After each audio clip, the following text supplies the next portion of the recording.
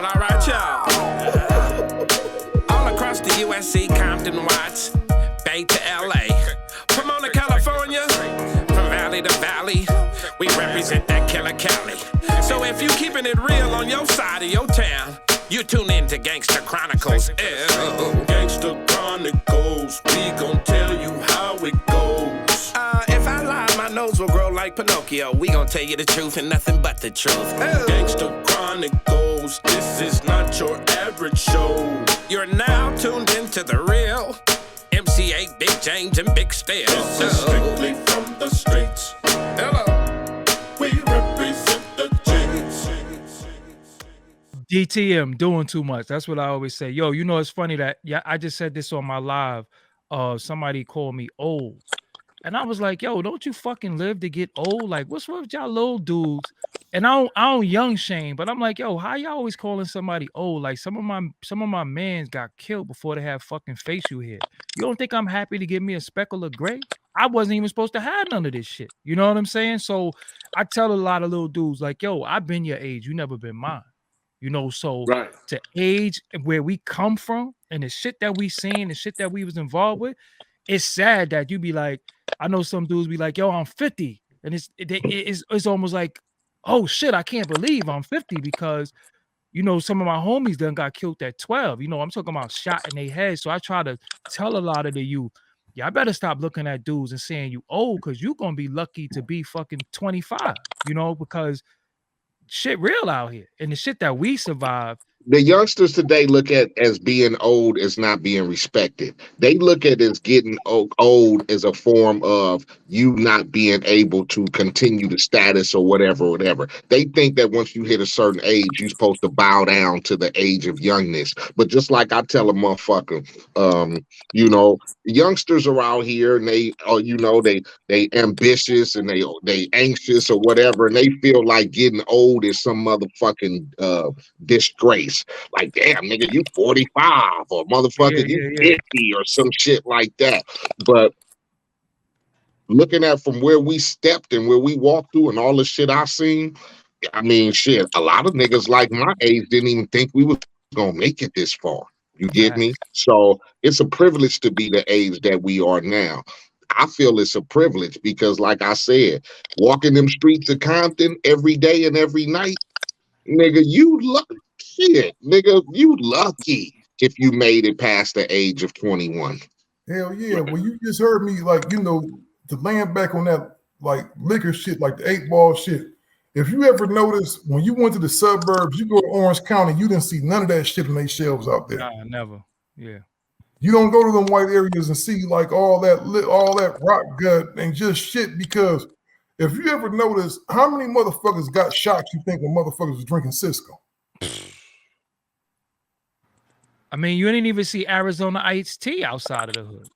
You didn't see that shit. So you can't tell me that some of this shit wasn't just purposely just putting the hoods all across the motherfucking United States, and we done went and drunk that shit, like all the shit bad for us, the 40 ounces, the motherfucking Kool-Aid, all that shit, man, with all that sugar in it and all that shit, man. It's like, it's almost like we get targeted for every motherfucking thing, dog.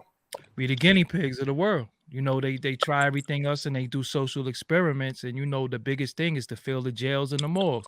My grandmother told me the realest shit because I was young. I used to say dumb shit. I'd be like, yo, I used to say, Grandma, I'm go outside and shoot somebody. I used to just say shit like that. And she used to be like, oh, for real? She said, they'll make room for you. I was like, what you talking about? She said, there's two places they'll always make room for you, in jail and the morgue. They'll always make room. They'll never say, no, the jail is too crowded. You can't come in. You'll never go to the morgue and they'll say, oh, we got too many bodies. She said they'll stack your ass up to somebody else. You'll be laid up on them slabs with 10 other motherfuckers dumb just like you. That shit real. And you heard how James said that they used to smoke Primos. That's how really, I remember, man, everybody was smoking Moes kind of before the whole crack shit hit, before niggas start, you know, jumping off the Moes. I think even the cocaine was different than some. Did y'all notice that though, James? Way different. I'm telling you, man, we used to hit the Vermont drive-in with our drink, with our Primos. My girl used to sit on the side of me. I had a 68 Chevy, and she used to sit on the side flip that glove box and roll them up. And what we would do is try to get in a line. All the cars get in one line, and motherfuckers would just be out there like intermission, smoking like a motherfucker. And the next thing you know, if anybody been to Vermont Drive, man, you know, you hanging out like that, you gonna get into something. You're gonna be approached, especially definitely. burger or soda. That was gangbang central. You running into somebody. You know what I'm saying? So it was, you know, and what I mean is, Primos wasn't shit to what the effect it have on the people today. You know what I'm saying? That shit didn't bother us then. And the ones that did it knew how to walk away. It was over and done when it was okay, that shit, that was a phase and moved on. Some motherfuckers are still stuck. I mean stuck off of Primos and then went to the pipe. Yeah. Because they needed more. And this is 30 years ago, 30 some odd years ago. And if you go to Compton now, you'll still see those same people that's stuck on it and can't get off of it. Whether they went to jail for 5 years. 5 years is a long enough time for you to be straight when you come home. First thing they do when they come home is go right back to cocaine. And it's crazy. You know, I'm watching the social media shit and I'm looking. Shouts out and my prayers go out to DMX. Don't know the brother, but what I'm saying now is this brother has been dealing with those demons for a long time. And it's crazy that you can't kick that shit. Back then, motherfuckers was walking away from it, get back on it, walk away from it. Now motherfuckers get on it and they stuck. Yeah, they are stuck. And it's like a lifetime addiction. Yeah, it's impossible to get off. I had a brother, and see, I used to be one of those ignorant people that used to say, oh, he can stop if he want to. But you can't. You can't. That's what the addiction is for. I tell niggas right now who I know who got addiction. It could be drugs. It could be motherfucking could be alcohol. Motherfucker, I tell niggas sometimes they got pussy addictions. You get me? Well, a nigga just got to fuck all the time. You get me? So it's addictions, and you have to get help for that motherfucker shit. Because when you see it's a situation to where it's caught you, to where that's all I got to have that shit. I got to. Like, your motherfucker, you think a nigga is strong enough and you give him the benefit of the doubt to go, oh, my nigga got this shit. But that shit fucks you up and it have you so motherfucking tight that you can't. And then some niggas don't know how to ask for help because they feel they strong enough or they pride won't let them. You get me? I've had niggas I've taken to shelters, into homes, you know what I'm saying, to get them help. And the motherfucker called me back 2 hours later, like, I couldn't fuck with that shit. I couldn't fuck with that shit. I can do this shit. I can stop this shit on my own. Watch. And motherfucking 5 years later, a nigga still doing the shit. It's funny that you said that though, 8, because I just did on my show. I said, yo, one of the biggest things that you should always do when you have a problem, first and foremost, admit that shit. Because some motherfuckers be in denial, like, yo, nah, I don't get high all the time, but like, yo, motherfucker, you high right now as you talking to me. You know what I'm saying? Like, first thing with any problem, you have to say, yo, I got a fucking problem. That's why when you go to NA or AA, what's the first thing they make you say? I'm an alcoholic. That's the first thing you gotta do. So a lot of people don't be want to admit it. Like, even dudes who can't control their sexual urges, like, yo, I gotta hit that. I got like, yo, my man, what's wrong? So that mean every chick you see, you gotta knock down. Like, you don't got no discretion, my nigga. Like, so that means if a nigga wife come around you or something like that, or a nigga little daughter or something like that, you can't control yourself. So addiction is in different forms, and that shit be mental. A lot of niggas need fucking therapy. You know what I'm saying? Therapy along with, because it becomes chemical for some people. Some niggas be like, you ever see a nigga like, yo, I gotta smoke. Yo, I gotta smoke, man. I gotta smoke. And you be like, yo, what the fuck is wrong with you, nigga? You an addict. Yo, it's all, I'm gonna tell you, doggy, it's all I looked at something, man, called like social engineering or something like that. It's like the drugs that they manufacture. It's like all that shit, man. Like, that's some chemistry shit. You know what I mean? Like when they put crack in the hood, like the way the opiates are laced up, man, and everything. And, you know, this shit was around in the 60s and 70s, but it wasn't getting people like that, bro. It's like They put stuff in there and they design it to where you're going to need it.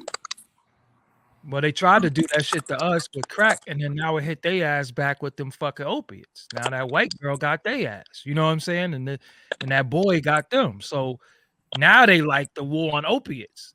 You know what I'm saying? And it's like all that stuff is impossible. Places like Utah and places where that shit is wiping out whole communities. The whole community strung out on pills. Everybody, you know what I'm saying? And motherfuckers dying. But when our hood got hit with the crack, they sent motherfuckers to jail. They wasn't rehabbing nobody. They was locking people up for that shit. And that shit is fucked up. Well, don't get it twisted. It's a problem in the black community too, man. It's a whole bunch of youngsters out there on them pills, man, on them Percocets, on them Vicodins, on them rocks, on all that shit. The shit about that is, in our days, James, we didn't advocate for what we did. If we did it, we did it. We didn't push that upon other motherfuckers. You get me? If I smoke weed, I didn't push a nigga to smoke weed. You feel me? Nowadays, it seems like they advocate for the shit and they pushing motherfuckers and giving you the okay to pop some pills, you know what I'm saying, to get fucked up off some lean. It's okay because that's what the popularity of it is today. Mm-hmm. It's like the rapper started with experiment. You use. And I can say this honestly. I experimented. I tried PCP one time, and I thought I could fly and jumped off the porch, had a knot on my head, big as all outdoors, till it grew hair, stayed there. Never did it again. I've tried weed. Weed had me puffy face, clowning. I got into it with one of my homeboys, and I was out of line. Just smoking weed, telling jokes, clowning the motherfucker real bad in front of his chick. Never smoked it again. You know what I'm saying? Primos, we smoked Primos at that time. That's what everybody was doing, drinking 8-ball. And after that, it was over and done, time to move on. So from there, I just stayed a drinker. I drank like a motherfucker. And after just, like being on the motorcycle set, drinking every day, your body get tired, you get tired, so you say, fuck it. So quit smoking or quit drinking. I chose to keep my cigarettes and leave the liquor alone. So just on occasions, every once in a while. But what I'm saying is we all got a choice whether we do it and how long we do it. Right. You know what I'm saying? Some motherfuckers know that it got them fucked up, but they want to keep it. They want it because they like that high. They like how it make their body feel. Escapism. Niggas smoking PCP, if you can remember, because they can fuck all day. Exactly. You know what I'm saying? Niggas was smoking PCP because it made them strong. And exactly. That was people's choice early 80s with them motherfucking Morris cigarettes, them long ass cigarettes. Get them motherfucking cigarettes, nigga, get you a $10, $20 dip, nigga. Nigga, it's over. Dipping and you good for the day. You know what I'm saying? But then niggas start tweaking that shit. Now they just got motherfuckers losing their mind, just falling apart. And they still stuck on that shit. So, man, we got a choice to do or don't. Mm-hmm. And motherfuckers do it because the homie is doing it, such and such is doing it, and that's what everybody doing before they walk in the club, before they hit a dance, before they go to the concert. Everybody is doing what they, what everybody else is doing, instead of just saying fuck that. Yeah, I watched that shit. My pops used to drive 18-wheelers. You know what I'm saying? The drive me and still my pops would drive 18-wheeler tractor trailer trucks. That shit ain't no easy task.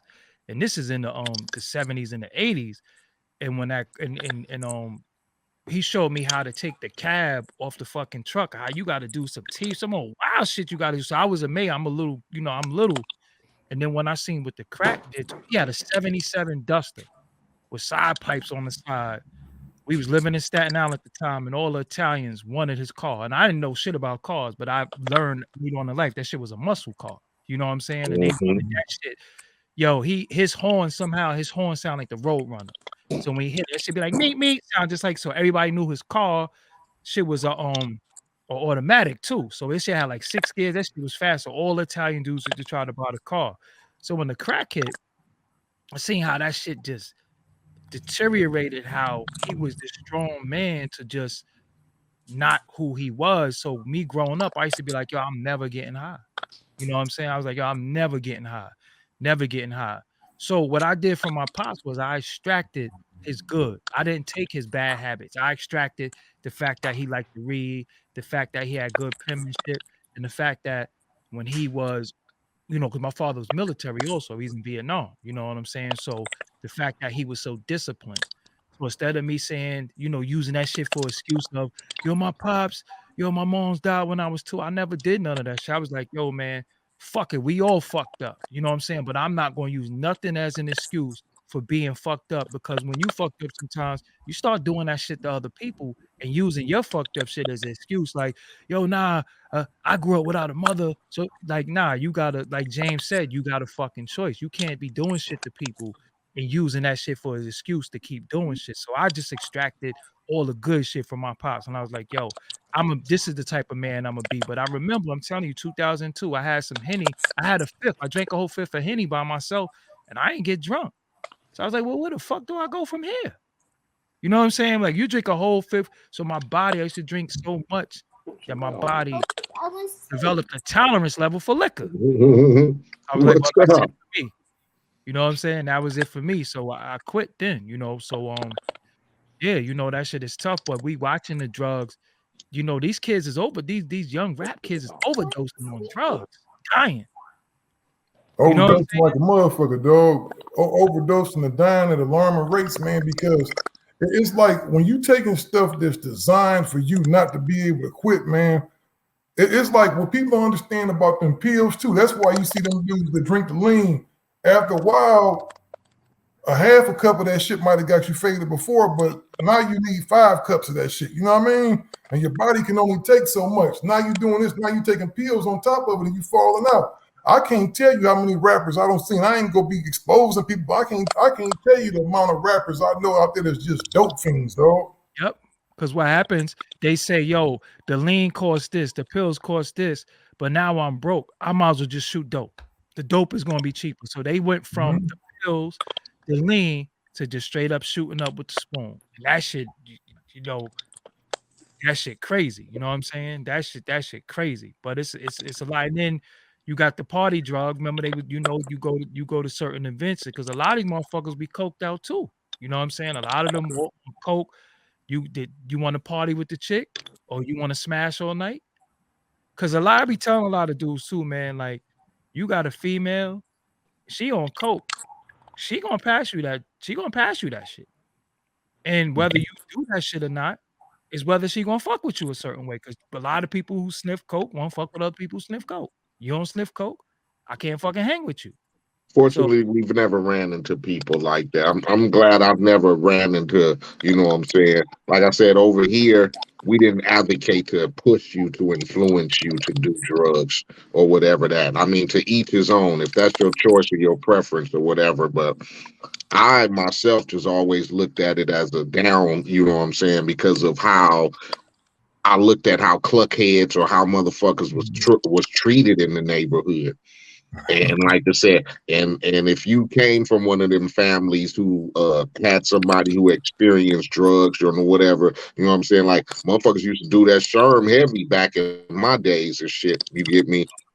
That was like James said, that was a drug of choice for some of the homies in the hood to get that motherfucking wet.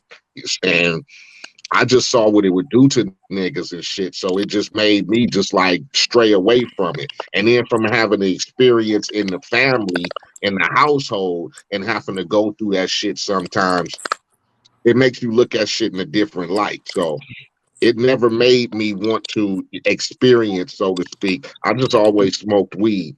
I never wanted to try anything because I didn't want to be looked at as a different motherfucker to how some people look at people who do drugs, you know what I'm saying? Even though it's an addiction and it's something that catches you and fucks you up. And sometimes niggas can't kick the habits.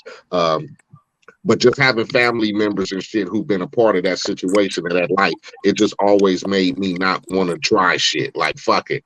I know what weed do. I've been smoking weed all my life since I was 13 years old. But as far as the other drugs, I seen what it would do to people. So it kind of made me stray away from it. And then I didn't know too many people like that from coming from the neighborhood and seeing homies and shit like that. So I would try to tell motherfuckers, don't do that shit.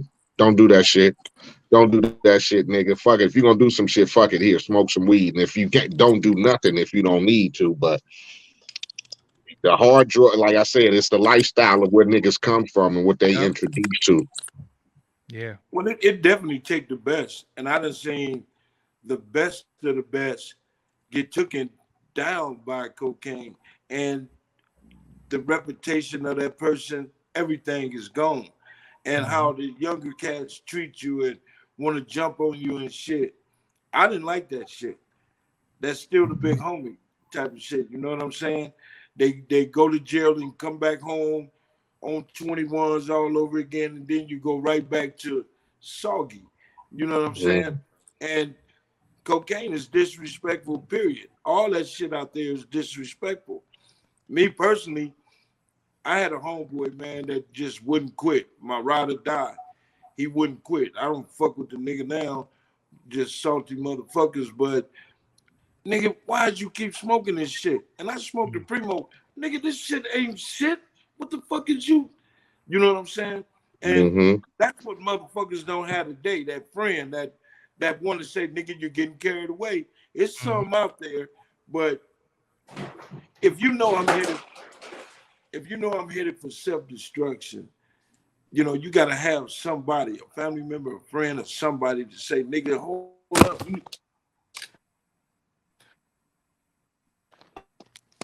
Boy, this little nigga gonna make me whoop his little ass.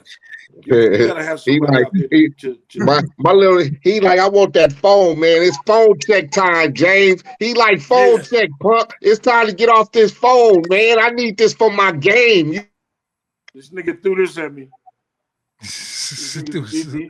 He's something else. Yo, you know what's right though, James? Because what you're saying is like, remember grandma always let the uncle in? Like she like let my son in, and the uncle was coming to steal every fucking thing. He was coming, but she was like, yo, you let my son in. She wasn't gonna give up on him. You know what I'm saying? Right. That was her fucking son. And nowadays, niggas be like, yo, look, man, you see my uncle, don't let that nigga come around this motherfucker. But grandma, what I'm saying is you don't have too many friends. And when you start out on that venture, man, when you start doing drugs and people see the change in your face and all that shit, that's when if you got a true friend, that motherfucker should be there for you. That's supposed to be the motherfucker that gets you back. And you have some motherfuckers that got you like that, but 90% of the motherfuckers in the neighborhood want to see you fucked up.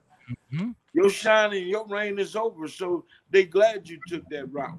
You know what I'm saying? And you know, I'm looking at, and I keep saying this because I feel like I don't even know DMX, but man, I feel like I prayed for that dude today.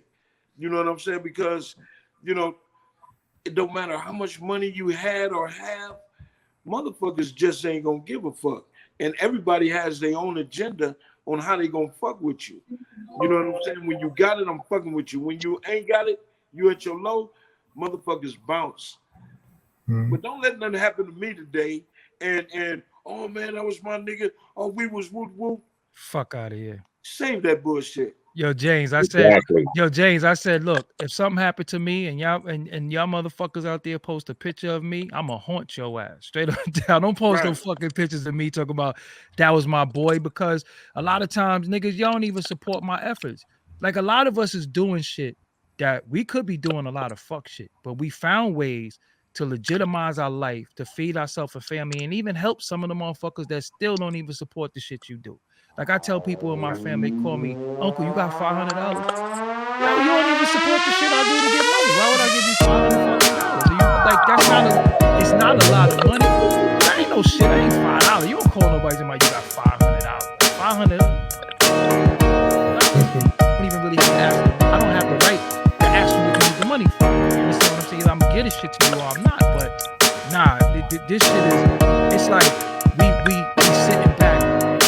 liking that shit too. Waiting for a nigga to die to talk to his woman. That shit is the most corniest shit ever. Or waiting for a nigga to go to the jail to talk to his girl or some shit. I'm like, yo, the way niggas be preying on people's demise, yeah, that shit is fucked up. Finally get a chance to let the real ones